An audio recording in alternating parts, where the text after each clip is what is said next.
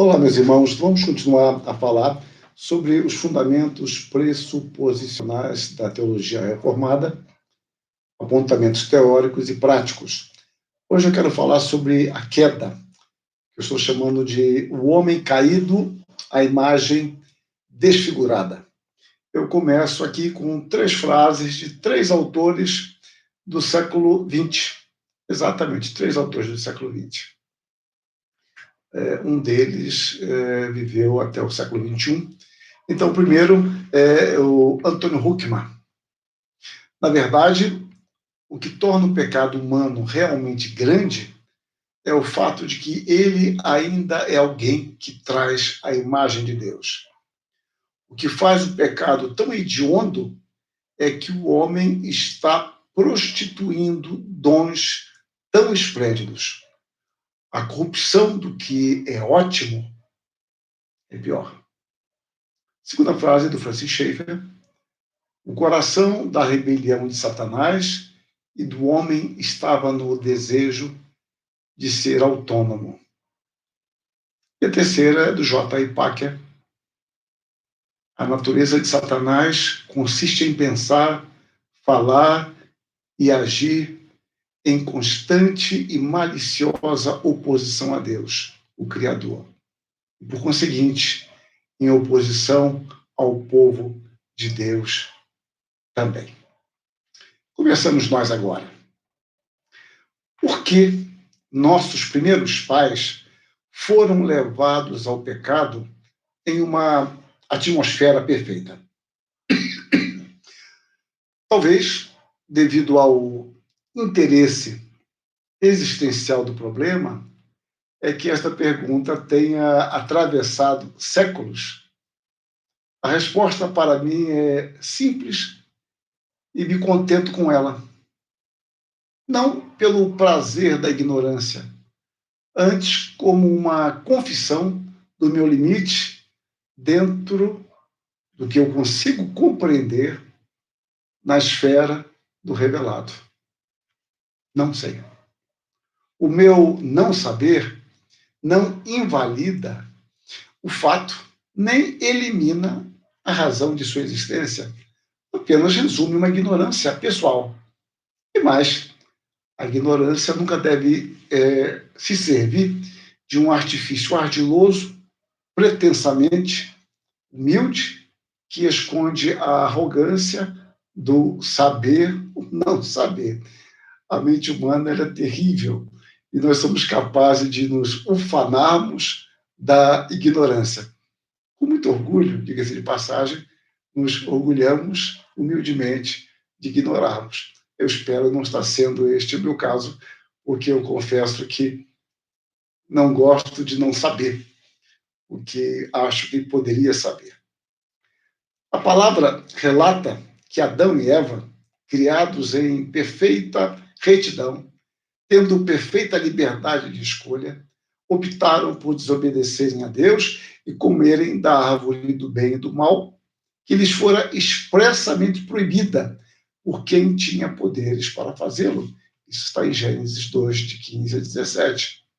No paraíso, Satanás, que por sua própria existência é uma ironia de toda a lógica racional, tentou os nossos primeiros pais por meio do desejo, que certamente, de alguma forma, cultivavam de serem iguais a Deus. A própria existência de Satanás é uma ironia de toda a lógica humana, eu insisto nisso. Eles se esqueceram de todo o histórico de sua relação com Deus, um Deus fiel, amoroso, justo e sábio. O seu desejo falou mais alto. Como dizer? Falou mais alto aos seus corações. O seu desejo adquiriu a preponderância e o controle. O desejo, ainda que muitas vezes momentâneo, tende a eternizar-se na brevidade do seu ardor. Aqui eles conceberam o que pode ser chamado de mal moral. Mal moral. Mal moral pode ser definido como o mal das escolhas e das ações dos seres humanos, tomando aqui uma definição do Nash. Paulo, interpretando o acontecimento histórico registrado em Gênesis, diz: mas receio que, assim como a serpente enganou a Eva com a sua astúcia, assim também sejam corrompidas as vossas mentes e se apartem da simplicidade e pureza devidas a Cristo. Isso ele fala em 2 Coríntios 11:3. E, novamente, em 1 Timóteo 2:14, a mulher sendo enganada caiu em transgressão. O verbo grego, traduzido por enganar, tem o sentido de enganar completamente, conseguindo totalmente o seu objetivo. Desse modo, Eva, segundo o texto nos diz, foi completamente enganada por Satanás. Ele se vale de várias estratégias. Quando encontra resistência aqui, tentará por ali. Se ainda não der certo, irá por lá. Não sendo bem-sucedido, combina os métodos e se vale de circunstâncias. Assim, quando Eva cede à tentação, está plenamente convencida de que o faz e o que ela faz é certo dentro de seus objetivos duvidosos. Então, podemos concluir, de passagem, que a certeza subjetiva não significa, necessariamente, a correta interpretação dos fatos. Satanás enganou Adão e Eva. Após isso, os fez crer que a mentira em que creram era verdade. Satanás, que tem pretensões divinas, fez com que Eva o seguisse e Adão seguisse a Eva. Ninguém seguiu a Deus. O caos se instalara. Nossos primeiros pais demonstraram que acompanharam um novo Senhor. As consequências viriam de forma inteiramente perceptíveis. A proximidade de Satanás os afastaria cada vez mais de Deus. E no tempo próprio, que não demoraria, eles se esconderiam da presença de Deus, como está lá em Gênesis 3, de 8 a 10. Pontuemos algumas questões aqui. Um dos aspectos fundamentais da tentação de Adão e Eva foi justamente o de conhecer além do que lhes era permitido. Adão e Eva, como nos chamou a atenção Schaeffer, desejavam autonomia. E a partir daqui, esse pensamento vigorará em toda a raça humana caída. A sabedoria tem como pressuposto a autonomia. Essa é uma frase, digamos assim, repetida no fundo dos corações que desejam autonomia. A sabedoria significa autonomia. Ter um conhecimento independente e independentemente de Deus. Ser iguais a Deus, autossuficientes. Satanás lhes ofereceu uma cosmovisão concorrente, onde o ponto de referência não era mais Deus, mas a divinização do desejo pessoal deles, distante da proposta santa de Deus. Aqui, quando unicamente dispuseram de total liberdade como criaturas, num ato pensado que revelou o absurdo de sua racionalidade, resolveram desobedecer a Deus em busca do que consideravam ser um salto para a liberdade plena, uma queda para cima. Pura tolice. A loucura da desobediência é pródiga em promessas que não pode cumprir e nos abandona em frustração e desespero. É a situação do homem após a queda.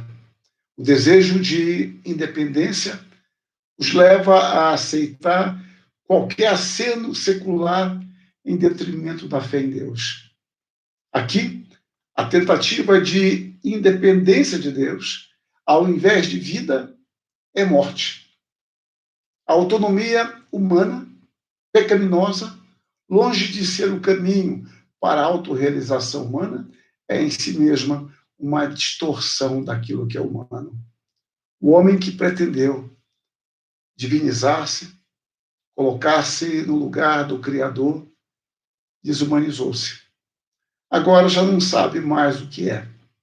A história tem demonstrado o fracasso dessa tentativa e que, mais cedo do que poderiam imaginar os mais pessimistas, esse humanismo que pretendeu restaurar o homem à sua suposta justa dignidade é, na realidade, um anti-humanismo. A tentativa de matar a Deus, o secularismo matou o homem em sua plenitude. Ele passou a ser apenas o resultado de uma evolução casuística, restando apenas um arremedo de nossa real natureza, felizmente ainda preservada em misericórdia pelo Deus vivo, que nos sustenta como sua imagem. Algo paradoxal aconteceu aqui. Isso é difícil de entender. Vejam só. O ser que eu mais admiro é justamente o que eu rejeito por meio da minha desobediência, a fim de me tornar igual a ele por via inversa. A lógica seria a seguinte: que eu desejasse me aproximar cada vez mais da sabedoria de Deus por meio da obediência aos seus preceitos. No entanto, mediante a tentação satânica, fui convencido de que o caminho para me tornar tão ou mais sábio do que Deus é o da subversão de sua autoridade, deificando o homem e a sua vontade. Negando a sabedoria de Deus, é que conseguirei ser tão sábio quanto ele. Temos aqui uma suspeita moral sobre a integridade do ser de Deus. Ele, começo a inferir, não é tão santo, justo e bondoso como quer nos fazer crer. Houve um pacto simbiótico pecaminoso entre os olhos e o coração. O caminho do crescimento, pensam Adão e Eva, é o da desobediência. Isso consumado, instalou-se o caos na sua vida, em suas relações, na criação. A paz da criação estabelecida por Deus foi quebrada ali. Ainda que antes já estivera trincada no coração do homem e da mulher. Todos somos essencialmente solidários nesta realidade de criação e queda. A história demonstra esse fato incontestável. Porém, assim mesmo, o homem vive em um relacionamento direto e contínuo com a eternidade. A Escritura retrata o homem não somente preso ao tempo e à história, mas também à eternidade, a Deus que nos criou à sua imagem. Por isso, a despeito do pecado, temos em nós vestígios da glória de Deus na sua imagem que ainda refletimos. As Escrituras nos mostram com insistência que é Deus mesmo quem nos instrui. O Salmo 32, versos 8 e 9, nos mostra isso com clareza, ainda que não seja, obviamente, o único texto. No entanto, curiosamente, nossos primeiros pais, que tinham a presença contínua de Deus com eles, rejeitaram a instrução divina, preferindo a sabedoria que supostamente viria da árvore do jardim do Éden. Narra então Moisés, Gênesis 3, 6. Vendo a mulher que a árvore era boa para se comer, agradável aos olhos, e árvore desejável para dar entendimento. Tomou-lhe do fruto e comeu, e deu também ao marido. E ele comeu. Eles desejavam o sucesso, os seus próprios meios, mas conheceram o fracasso por serem guiados simplesmente por suas sensações em oposição à ordem divina. O entendimento proposto por Deus nunca pode começar por um ato de falta de entendimento que se concretize em desobediência à sua palavra. Antes, deve começar pela obediência aos seus preceitos. Na obediência, amadurecemos no processo de aprendizado, que se deparará com novos desafios e situações novas com as quais teremos de lidar em nossa caminhada. Em outras palavras, aprenda a obedecer obedecendo. E enquanto obedecemos, vamos nos afeiçoando à instrução de Deus e experimentando os seus frutos em nossa vida. A atitude de Adão e Eva, diferentemente, revelou a falta de entendimento que se agravaria na concretização consumada deste comportamento carente de fé em Deus. Este quadro de desobediência só seria revertido definitivamente por meio da obediência perfeita de Cristo, o nosso Senhor. Aqui temos uma outra lição preciosa para nós, que muitas vezes tendemos a trocar a instrução de Deus por outra. E essa outra sempre estranha a sua palavra. Esta é uma tendência normal do homem pecador. Portanto, todos nós, sem exceção, estamos, ainda que por vezes de modo sutil, dispostos a substituir o Criador pela criatura, como diz lá em Romanos 1:25, criando e cultuando a deuses, afeitos aos nossos desejos e circunstâncias. A partir desse novo ponto umbilical de referência, excluindo Deus ou deixando em um canto, à margem da história e da sua vida, o homem começa a construir entusiasticamente seus ídolos de acordo com a sua nova imagem eticamente caída, à semelhança do que no futuro vai fazer Nietzsche. Temos aqui o início do humanismo, considerando de forma teórica e prática o homem como centro e medida de toda a realidade. É por isso, agora aplicando e dando um salto histórico, é que todo o humanismo autônomo não passa de um ato idólatra, onde Deus é destronado e o homem colocado como centro da realidade, perdendo assim todas as referências metafísicas. Isso consumado, instalou-se o caos na sua vida, em suas relações e na criação. Como eu falei há pouco, a paz estabelecida por Deus agora foi quebrada pelo homem e pela mulher. Temos aqui o início do humanismo, considerando, então, o homem como medida de todas as coisas, considerando o homem como centro, como o senhor da história e de sua vida, sem a percepção de que a autonomia em relação a Deus, a liberdade em relação a Deus é morte, é prisão. Van Hooser, inspirando-se em uma antiga pergunta de Richard Dawkins, velho conhecido de McGrath, propõe que o teólogo tenha um papel importante na universidade. Olha o que ele diz. Justamente porque estão atentos contra a criação de ídolos, os teólogos também servem de sentinelas contra o reducionismo científico, a tentação que aflige incessantemente o acadêmico. O reducionismo é a concupiscência dos olhos teóricos, o desejo de ser capaz de explicar todos os fenômenos relevantes por meio de suas próprias ferramentas conceituais. Saber como Deus sabe.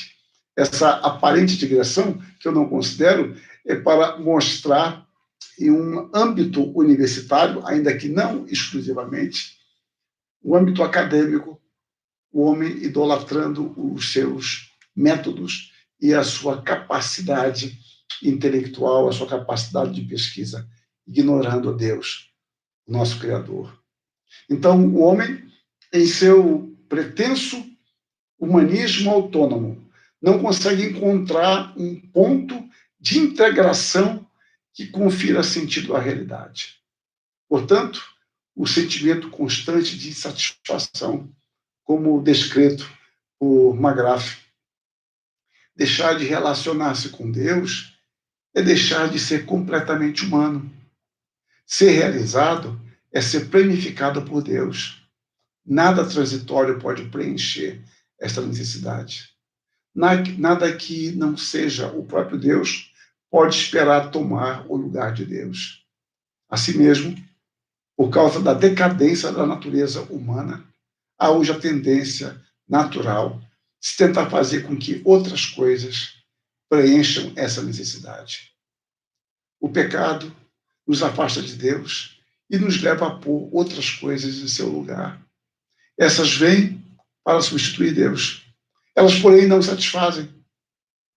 E como a criança que experimenta e expressa insatisfação quando um pino quadrado não se encaixa no orifício redondo, passamos a experimentar um sentimento de insatisfação. De alguma forma, permanece em nós a sensação de necessidade de algo indefinível, de que a natureza humana nada sabe, só sabe que não o possui. Retomando a questão ao viés puramente filosófico, Descartes, em suas meditações, assim se expressou: sou uma coisa que pensa, isto é, que duvida, que afirma, que nega, que conhece poucas coisas, que ignora muitas, que ama, que odeia, que quer e não quer, que também imagina e que sente. A vida humana não é apenas para ser vivida, antes há de forma imperativa o desejo de compreendê-la. Compreender a vida, ainda que tenhamos necessariamente que passar por vários caminhos, inclusive o teológico, não escapa a, por exemplo, a perspectiva antropológica, conhecer o homem. O homem deseja não apenas participar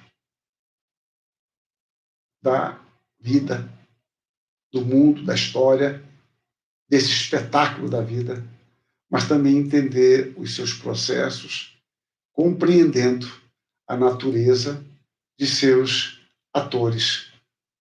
Observem, então, a situação do homem caído, distante de Deus, que cedeu à tentação satânica, sendo iludido por Satanás, trazendo consequências terríveis diretamente para ele, para a natureza e para o cosmos. E agora, o homem, como imagem de Deus, ainda reflete a Deus, porém de uma maneira muito, muito menor. Então, nós ainda continuamos sendo homens, mas em franca rebelião contra Deus. Nós, com o pecado, perdemos algo de nossa humanidade. Agora, a sua maneira de perceber a realidade e responder a ela passou por uma mudança drástica, sofreu uma virada antropológica. O homem, após a queda, ele passa a desejar satisfazer unicamente os seus interesses. A realidade tornou-se ego-referente. A condição de pecador é a expressão negativa da livre escolha, ou por livre escolha dele, de ser e existir criado à imagem de Deus. Ou seja, o homem foi criado livre. E o pecado é o uso negativo daquilo que Deus lhe concedeu como sua imagem e semelhança. Na obediência, em amor, não ocorre a possibilidade da desobediência. O pecado nos identifica como criados à imagem de Deus e, ao mesmo tempo, como alguém que usou terrivelmente deste privilégio. Calvino, comentando este assunto, ele disse que quando de seu estado original decaiu Adão, não há a mínima dúvida de que por essa defecção se haja alienado de Deus, pelo que, embora concedamos, não haja sido nele aniquilada e apagada de todo a imagem de Deus, foi ela todavia corrompida, a tal ponto que o que quer que resta é horrenda deformidade. Então, o pecado, como consequência da desobediência voluntária do homem, trouxe, como eu tenho dito, efeitos danosos, tornando necessitado de salvação, que está além de sua capacidade de obedecê-la, ou melhor, de conquistá-la, de adquiri-la. O homem não carecia de salvação. Ele que quis ser livre, autônomo, caiu e agora precisa do caminho de volta. Ele precisa de uma restauração. E quanto mais o tempo passa, mais se agrava o seu pecado. Ele responde ao pecado com desespero e pecado, um abismo, chamando outro abismo. Sem querer me alongar muito no próximo vídeo, eu vou falar um pouco sobre pecado. Eu não quero falar muito sobre isso, foi o que tem acontecido com alguns tópicos, porque quando eu apresentar um estudo prático, eu vou voltar a esses temas. Então, para não ficar tão repetitivo, e sempre minha luta aqui tem ficado muito muito longa essa exposição, eu vou deixar para depois. Então, eu vou tratar um tanto superficialmente do pecado e retorno em outro momento. E, de qualquer forma, nós estamos apenas tentando balizar alguns pressupostos, como eu percebo, da teologia reformada. Que Deus nos abençoe, nos guarde e tenha misericórdia de todos nós. Amém.